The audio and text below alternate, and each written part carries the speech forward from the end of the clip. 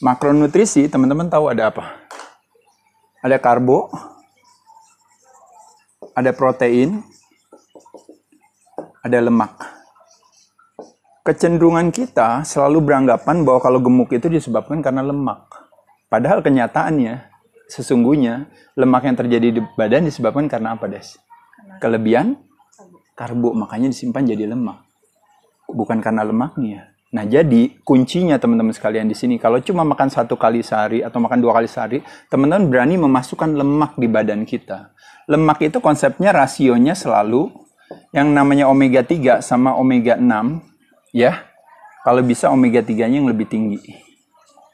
Paham ya teman-teman? Kenapa? Karena yang omega 3 itu yang anti peradangan. Kalau ini yang pro peradangan. Atau inflamasi ya. Nah, siapa-siapa aja nih lemaknya? Lemaknya harus yang alami, bukan yang proses. Gimana cara taunya alami sama proses? Ya gampang aja sebenarnya cara kerjanya. Ini bodoh-bodohan lah kita. Kalau misalnya kelapa diperes itu pasti ada keluar minyaknya. Kalau olive diperes pasti keluar minyaknya. Ikan diperes nanti keluar minyaknya. Itu pasti alami, normal. Alpukat pasti keluar minyaknya. Alami. Dengan cara yang mudah pasti nanti minyaknya keluar. Tapi sekarang saya tanya sama Desi, kalau seandainya sekarang kan banyak jagung dari canola, dari minyak-minyak dari sayur. Sekarang saya tanya, sayur diperes keluar gak minyaknya? Nggak keluar, tapi kebanyakan dari kita makannya mengkonsumsikan minyak sayur atau enggak? Hampir semua. Artinya teman-teman di sini bisa lihat, proses untuk menjadikan sayur itu bisa keluar minyak itu berarti membutuhkan sebuah proses yang pendek apa panjang, Des? Panjang, karena membutuhkan suatu pemanasan yang luar biasa sehingga akhirnya ketika terjadi pemanasan itu maka terjadi apa yang namanya? Kerusakan dari makanan itu. Makanya kualitas makanannya jelek. Nah, teman-teman bisa bayangin udah makan karbonya tinggi, lalu lemaknya juga yang jelek.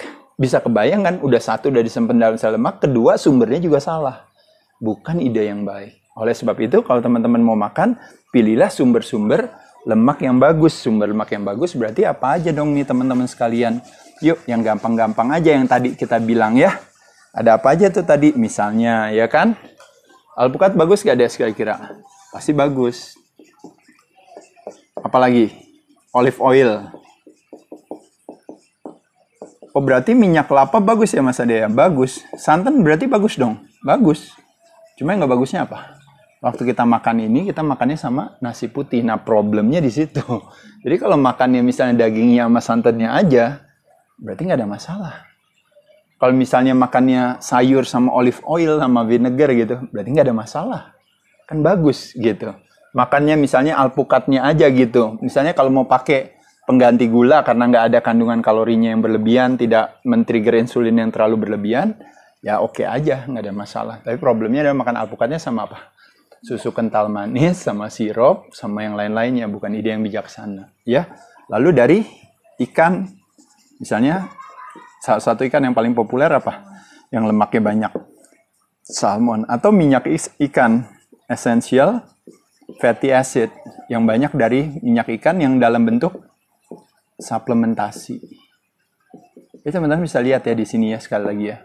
Informasinya nih kalau saya bicara soal puasa ini yang nanti akhirnya bisa membakar lemak menggunakan menggunakan lemak kita sebagai sumber tenaga, itu memang membutuhkan satu pemahaman sebagai fondasinya teman-teman sekalian. Kenapa? Karena kita harus lakukan dengan senang hati. Teman-teman ingat ya, definisi saya apa coba? Sehat adalah bersahabat dengan pertemanan hati. Berarti kebalikannya kalau sakit, perlawanan hati. Kenapa pertemanan dan perlawanan hati itu menjadi penting teman-teman sekalian? Karena tubuh kita terlalu cerdas untuk dibohongi. Oleh sebab itu apa yang mesti kita lakukan teman-teman sekalian?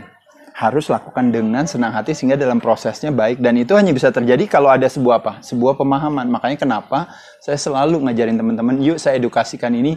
Anggap aja ini salah satu sumber informasi buat teman-teman. Sumber edukasi.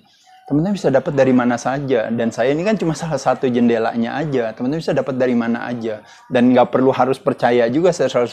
Tapi satu hal yang mungkin teman-teman boleh percaya adalah saya di sini ngobrol akan sesuatu hal yang saya mau katakan kepada teman-teman adalah bahwa saya bisa menguatkan hati teman-teman bahwa tubuh manusia tidak selemah yang kita duga, dan tubuh manusia itu begitu cerdasnya loh teman-teman sekalian.